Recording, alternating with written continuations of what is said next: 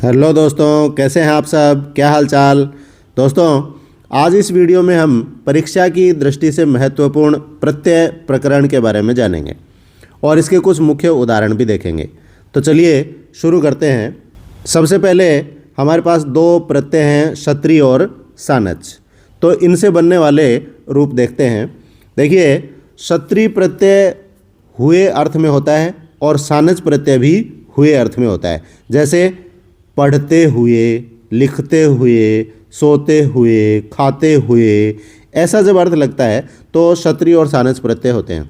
क्षत्रि प्रत्यय परस्मैपदी धातुओं के साथ होता है और सानच प्रत्यय आत्मनेपदी धातुओं के साथ होता है। अब जब क्षत्रि प्रत्यय होगा तो देखिए, पठ धातु से क्षत्रि प्रत्यय हुआ तो पुल्लिंग में रूप बना पठन और स्त्रीलिंग में रूप बना पठन्ति। अब नपुंसक लिंग के रूप मैंने यहाँ पर नहीं लिखे क्योंकि परीक्षा में नपुंसक लिंग के रूप ज़्यादा नहीं पूछे जाते हैं।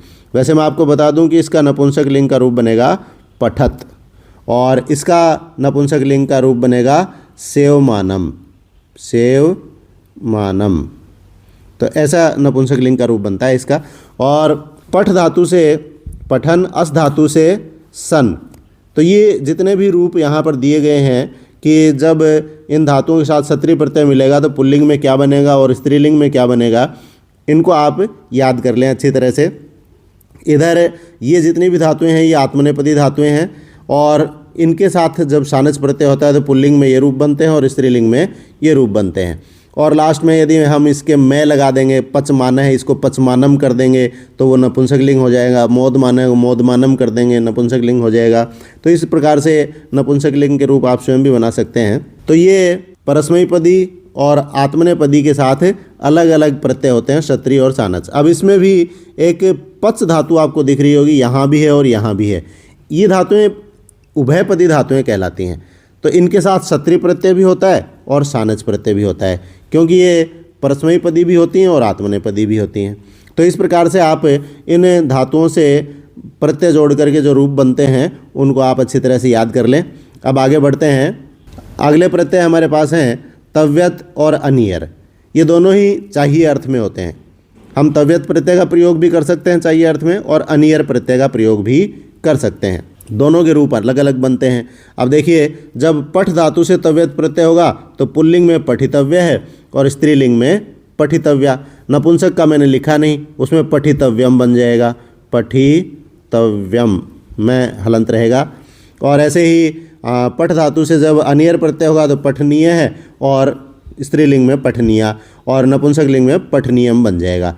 तो इस प्रकार से जितनी भी ये धातुएँ हैं इनके साथ पुल्लिंग और स्त्रीलिंग के रूप आप अच्छी तरह से याद कर रहे हैं। नपुंसक लिंग में केवल मैं जोड़ना होता है, वो नपुंसक लिंग का रूप बन जाता है। तो इनको आप एक बार अच्छी तरह से स्मरण कर लें। आगे बढ़ते हैं। अब प्रत्यय है त्रिच।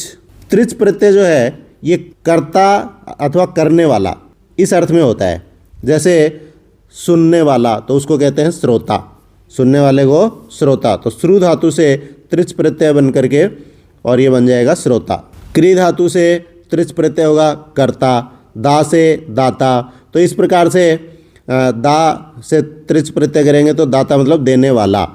तो इस प्रकार से ये सारे धातुओं के साथ प्रत्यय लगा करके ये पुल्लिंग के रूप बन जाते हैं। अब देखिए, इसमें पुल्लिंग ही महत्वपूर्ण है इसलिए मैंने पुल्लिंग ही लिखा है, स्त्रीलिंग नहीं लिखा है। स्त्रीलिंग के रूप भी बनते हैं इसमें। जैसे कर्त्री, कर्ता का कर्त्री बन जाएगा, श्रोता का श्रोत्री बन जाएगा। तो इस प्रकार से स्त्रीलिंग के रूप भी बन जाते हैं, लेकिन मुख्य इसमें पुल्लिंग है इसलिए मैंने पुल्लिंग के रूप यहाँ लिख दिए हैं। अब अगला प्रत्यय है क्तिन प्रत्यय। ये भाववाच्य में होता है और ये नित्य स्त्रीलिंग होता है। जैसे भजन करने का भाव जो है उसको भक्ति बोलते हैं और गाने का भाव है उसको गीति बोलते हैं। तो इस प्रकार से ये सभी जो है वो भाववाच्य में है। तो इनको आप इसके साथ याद कर लें। एक चीज़ ध्यान रखें कि ये नित्य स्त्रीलिंग होता है, अर्थात इसमें पुल्लिंग और नपुंसक लिंग के रूप नहीं चलते हैं, ये केवल स्त्रीलिंग में ही होता है। अब आगे बढ़ते हैं। अगले प्रत्यय हैं ल्युट प्रत्यय। अब ल्युट प्रत्यय ये भी भाव में होता है। ल्युट प्रत्यय में क्या होता है, ये जो यू दिख रहा है आपको ये बसता है और इसकी जगह फिर अन हो जाता है। यू की जगह अन बन जाता है। तो देखिए, यहाँ पर सब में अन लगा हुआ है। भू के आगे अन लगने पर भवनम बना, श्रु के आगे अन लगने पर श्रवणम बना, क्री से कर्णम, धाव से धावनम, ये इधर भी लुट प्रत्यय के कुछ उदाहरण दे रखे हैं, तो आप इनको अच्छी तरह से याद कर लें। और ये नित्य नपुंसक लिंग ही होता है, अर्थात इसके रूप स्त्रीलिंग और पुल्लिंग में नहीं चलते हैं। अब अगला प्रत्यय है मतु प्रत्यय। तो मतु प्रत्यय शब्द से होता है, अर्थात ये तद्धित प्रत्ययों के अंतर्गत गिना जाता है। अब जितने भी प्रत्यय आएंगे वो तद्धित प्रत्यय होंगे। अभी तक हमने कृत प्रत्यय पढ़े थे, वो सभी धातुओं से हो रहे थे। अब जो प्रत्यय होंगे वो शब्दों से होंगे, अर्थात शब्दों के साथ मिल करके एक नया रूप बनाएंगे। अब मतु प्रत्यय जो है वो वाला अर्थ में होता है। जैसे धन शब्द से मतु प्रत्यय हुआ तो धनवान, अर्थात धन वाला, गुणवान गुण वाला, तो इस प्रकार से मतु प्रत्यय होता है। अब इसमें भी दो तरह के रूप बनते हैं, एक वान अंत वाले और एक मान अंत वाले। अब देखिए यहाँ पर धन के आगे वान लगा हुआ है और श्री के आगे मान लगा हुआ है, तो ये दोनों ही मतु प्रत्यय के उदाहरण हैं। अब इसका क्या रहस्य है कि इसमें जैसे ए, आ और हलंत में, ये यदि किसी शब्द के अंत में होते हैं तो वहाँ पर तो वान लगता है, और ये उपधा में होते हैं तो भी वान ही लगता है। उपधा का मतलब क्या होता है, अंतिम जो व्यंजन है, चाहे वो स्वर है चाहे हलंत है, तो उससे पहले का जो वर्ण होता है उसको उपधा कहते हैं। ये यदि उपधा में है तो भी वहाँ पर वान लगेगा, और यदि अंत में है तो भी वान लगेगा। जैसे देखिए धन के अंत में ए है तो वान लग गया, गुण के अंत में ए है वान लग गया, इधर ए नहीं है तो मान लग गया, इधर ए नहीं है मान लग गया, इधर भी नहीं है तो मान लग गया। अब लक्ष्मी में देखिए उपधा में मैं है, लास्ट से पहले वाले में मैं है, तो यहाँ भी वान लग गया। तो इस प्रकार से वान और मान का हम निर्णय कर पाते हैं। देखिए कुछ इसमें अपवाद भी होते हैं, जैसे तड़ित शब्द है। अब तड़ित में ये ए आ या मैं कुछ भी नहीं है, तो इसके साथ भी मान लगना चाहिए था, लेकिन यहाँ पर वान लगा है। तो कुछ शब्द ऐसे होते हैं जो कि अपवाद स्वरूप होते हैं, तो अपवाद वालों को हमें ध्यान रखना है। और इसके पुल्लिंग स्त्रीलिंग के रूप यहाँ पर दिए गए हैं। नपुंसक लिंग में धनवत, धनवत, वत जुड़ जाता है लास्ट में, है ना, गुणवत, ऐसे वत इसके लास्ट में जुड़ जाएगा। लेकिन नपुंसक लिंग महत्वपूर्ण नहीं है, इसलिए मैंने यहाँ पर नहीं लिखा है। अब आगे बढ़ते हैं। अगला प्रत्यय है इन प्रत्यय, इसको इनी भी बोलते हैं, इन या इनी। तो इसके अंदर क्या है कि पुल्लिंग के रूप जो है वो ज़्यादा महत्वपूर्ण है, इसलिए पुल्लिंग के रूप मैंने यहाँ पर लिख दिए हैं। अब देखिए धन शब्द से जब इनी प्रत्यय जुड़ेगा तो बन जाएगा धनी, अर्थात धन वाला, वाला अर्थ में होता है। अब इसके रूप जो है वो करीन शब्द की तरह चलते हैं। करी, करीणव, करीन है, तो धनी, धनिनव, धनिन है, क्रोधी, क्रोधिनव, क्रोधिन है, ऐसे रूप चलेंगे इसके। तो वो रूप आप याद कर सकते हैं। अब ये शब्द हैं, इनके साथ इन्हीं प्रत्यय जोड़ करके और कौन सा रूप बनता है वो यहाँ पर लिख दिया गया है। स्त्रीलिंग में इसके नदी के समान रूप चलते हैं, जैसे नदी, नद्य, उन्नद्य है, तो धनी, धन्य, धन्य है, ऐसे रूप चलेंगे स्त्रीलिंग के अंदर। तो ये ज़्यादा महत्वपूर्ण नहीं है, केवल पुल्लिंग के रूप आप याद कर लें।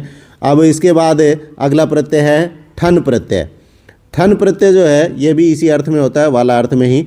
और एक चीज़ ध्यान रखें कि ठन में ठे बसता है और उस ठे का इक बन जाता है, इसीलिए इन शब्द के आगे इक लगा हुआ है, देखिए यहाँ पर, ठीक है। तो धन शब्द से जब इक प्रत्यय बनेगा तो धनिक बन जाएगा। अब इसके रूप भी स्त्रीलिंग में चलते हैं, स्त्रीलिंग नपुंसक लिंग में भी चलते हैं, लेकिन आपको उनके तरफ ध्यान नहीं देना, आप तो ये याद कर लीजिए, ये महत्वपूर्ण है। अब आगे बढ़ते हैं। अगला प्रत्यय है त्वय प्रत्यय। तो त्वय प्रत्यय जो है वो भाववाच्य में होता है। जैसे मनुष्य से त्वय प्रत्यय जुड़ेगा तो मनुष्यत्वम बनेगा। मनुष्यता का जो भाव होता है उसको मनुष्यत्व बोलते हैं, और शिशु का भाव शिशुत्व कहा जाता है। तो इस प्रकार से त्वय प्रत्यय भाववाचक में जुड़ता है, और ये हमेशा नपुंसक लिंगी होते हैं। तो इन शब्दों के साथ त्वय प्रत्यय जोड़ने पर क्या रूप बनते हैं वो आप याद कर लें। उसके बाद तल प्रत्यय है, ये भी भाववाच्य में ही होता है। मनुष्य का भाव जो है मनुष्यता कहलाता है, शिशु का भाव शिशुता कहलाता है। तो लेकिन ये स्त्रीलिंग में होते हैं, ये सारे प्रत्यय तल प्रत्ययांत जो शब्द हैं ये सारे स्त्रीलिंग में होते हैं। तो आप इनको अच्छी तरह से स्मरण कर लें। आगे बढ़ते हैं।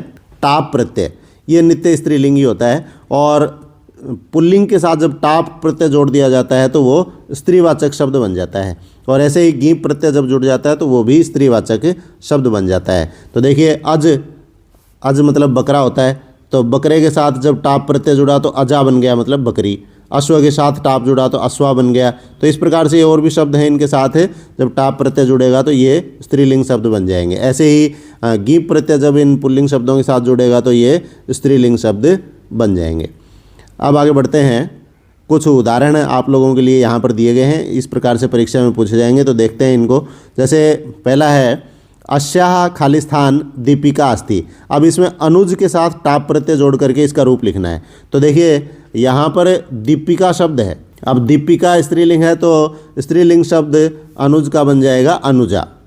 ऐसे ही दुष्टाः जनाः, हन के साथ तव्यत जोड़ना है तो हंतव्याः। देखिए जनाः बहुवचन है तो हंतव्याः बहुवचन आ जाएगा, जनः होता तो हंतव्य हो जाता।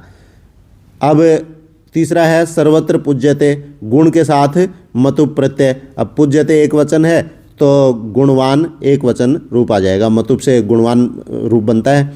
फिर है नौकया नदीम तरती, तो नौ से ठन प्रत्यय, ठे का इक हो जाता है तो इक होकर के बन जाएगा नाविक है। नाविक है नौकया नदीम तरती, नाविक नौका से नदी पार करता है। अब गुरुम खालिस्थान शिष्य है सुखम लभते। अब शेव से सानस प्रत्यय है तो शेव मान है, क्योंकि शिष्य है पुल्लिंग है तो शेव मान है पुल्लिंग का रूप आ जाएगा। अब अगला है खालिस्थान स्वागतम ते। अब यहाँ पर आ जाएगा श्रेष्ठिन। देखिए यहाँ पर श्रेष्ठिन क्यों आया, क्योंकि ये जो आपको चिन्ह दिखाई दे रहा है ये संबोधक चिन्ह है तो संबोधन का रूप आएगा। वैसे तो श्रेष्ठ शब्द से इन्हीं प्रत्यय जोड़ने पर श्रेष्ठी रूप बनता है पुल्लिंग में, लेकिन यहाँ पर संबोधन है अर्थात संबोधन के जो रूप हैं वो यहाँ पर लिखे जाएंगे। तो संबोधन के रूप मैंने आपको बताया था इन्हीं प्रत्यय जोड़ करके, और कैसे रूप चलेंगे, करिन के समान चलेंगे, करी करिणव करिण है, श्रेष्ठी श्रेष्ठिनव श्रेष्ठिन है, और फिर संबोधन में हम जाएंगे तो श्रेष्ठिन रूप बन जाएगा, करिन जैसे रूप होता है वैसे ही श्रेष्ठिन बन जाएगा। अब आगे बढ़ते हैं, सदा खालिस्थान भव। अब सुख के साथ इन प्रत्यय तो सुखी हो जाएगा। ते एव खालिस्थान संति, बुद्धि के साथ मतुप है बुद्धिमंत है। अब ते बहुवचन है तो बुद्धिमंत है बहुवचन आ गया, नहीं तो बुद्धिमान आता, बुद्धिमान बुद्धिमंत बुद्धिमंत है ऐसे रूप चलते हैं, तो ते के साथ बुद्धिमंत आ गया। अब सर्वई खालिस्थान सेवनिया, तो मानवता, तल तो स्त्रीलिंग में ही रूप चलते हैं, खाली एक जैसे ही चलते हैं तो मानवता रूप यहाँ पर आ जाएगा। अब खालिस्थान सर्वत्र पूज्यते, अब ज्ञान के साथ इन्हीं प्रत्यय है तो ज्ञानी आ जाएगा। आगे है खालिस्थान वृक्षे तिष्ठति, चटक के साथ टाप प्रत्यय तो ये आ जाएगा चटका। चटक जो है वो पुल्लिंग चिड़िया को कहते हैं और टाप प्रत्यय जुड़ने पर चटका स्त्रीलिंग बन जाएगा। अब नगरे के साथ जन और तल जनता आ जाएगा, नगरे जनता बस्ती, नगर में जनता रहती है। अस्मासु खालिस्थान आवश्यकी, अब बंधु से तल प्रत्यय है तो एक ही रूप बनेगा बंधुता। लोके खालिस्थान दुर्लभम, अब नर से त्व प्रत्यय नपुंसकलिंग में होते हैं तो नरत्वम बन जाएगा। सा खालिस्थान नृत्यति, बाल से टाप है तो बाला बन जाएगा, सा बाला नृत्यति, वह बालिका नाचती है। अब खालिस्थान सर्वत्र पूज्यते, गुण से मतु प्रत्यय है तो गुणवान हो जाएगा, गुणवान सभी जगह पूजा जाता है। अस्माभि सदैव अनुशासनम, पाल से अनियर प्रत्यय, अब अनुशासनम देखिए नपुंसकलिंग शब्द है तो अनियर भी नपुंसकलिंग का ही आ जाएगा तो पाल नियम आ जाएगा इसमें। फिर खालिस्थान अवकाश है रविवासरे भवती, तो सप्ताह से ठक प्रत्यय, ठे का इक बताया था आपको कि ठे इक में बदल जाता है तो साप्ताहिक है अवकाश है रविवासरे भवती, ऐसा हो जाएगा। प्रकृते खालिस्थान दर्शनीय अस्ति, तो इसमें रमणीयता आ जाएगा। लोके खालिस्थान दुर्लभम, तो नरत्वम नपुंसकलिंग में ही चलते हैं इसके रूप तो प्रत्यय के, तो नरत्वम आ जाएगा। फिर है सह नाटकम खालिस्थान खादती, दृश्य धातु से क्षत्रिय प्रत्यय है तो क्षत्रिय प्रत्यय का रूप आ जाएगा पश्यन। देखिए आप पीछे जब आपने याद किया था तो दृश्य क्षत्रिय प्रत्यय है उसका पश्यन रूप बनता है, स्त्रीलिंग में पश्यंती बनता है, तो यहाँ पर सह है पुल्लिंग है तो पश्यन आ जाएगा। फिर ग्रामम खालिस्थान ईश्वरम बस्ती, अब गम से क्षत्रिय प्रत्यय है तो गच्छन आ जाएगा। बालानाम खालिस्थान कह न जानाती, तो त्व प्रत्यय चपलत्वम जो नपुंसकलिंग में ही चलता है। शक्ति सदा खालिस्थान भवती, अब शक्ति स्त्रीलिंग है तो बल से मतु प्रत्यय बलवती आ जाएगा, नहीं तो बलवान आता, पुल्लिंग होता यहाँ कोई शब्द तो बलवान हो जाता। अब सा खालिस्थान मधुरम फलम खादती, तो बालक से टाप प्रत्यय तो बालिका आ जाएगा। तत्र खालिस्थान अस्ति जनता आ जाएगा, तल प्रत्ययांत तो स्त्रीलिंग में ही चलते हैं, तो जनता हो जाएगा। शिशु खालिस्थान पतति, अब धावन आ जाएगा इसका, क्योंकि शिशु पुल्लिंग है तो धाव से क्षत्रिय धावन पुल्लिंग आ गया। खालिस्थान गणितम पाठयति, तो शिक्षिका गणितम पाठयति, टाप प्रत्यय हो गया, शिक्षक से शिक्षिका बन गया। देशे अनेकानि खालिस्थान स्थानानि सन्ति, तो दृश्य अनियर तो दर्शनीयानि बन गया। स्थानानि की तरह या अनेकानि की तरह दर्शनीयानि शब्द आ गया इसमें, तो ये नपुंसक लिंग का शब्द आ गया। नहीं तो दर्शनीय होता पुल्लिंग में, स्त्रीलिंग में दर्शनीया होता। अब ये नपुंसक लिंग है तो दर्शनीयम, लेकिन दर्शनीयम में एक वचन होता है, यहाँ बहुवचन चाहिए स्थानानि के समान, तो दर्शनीयानि हो जाएगा। शस्त्रहीन न खालिस्थान हन्तव्य है, तव्यत प्रत्यय हन के साथ जुड़ करके। तो वीडियो आपको अच्छा लगा, फ़ायदेमंद है आपके लिए, तो जाते जाते एक लाइक कर देना। धन्यवाद। जय हिंद, जय भारत।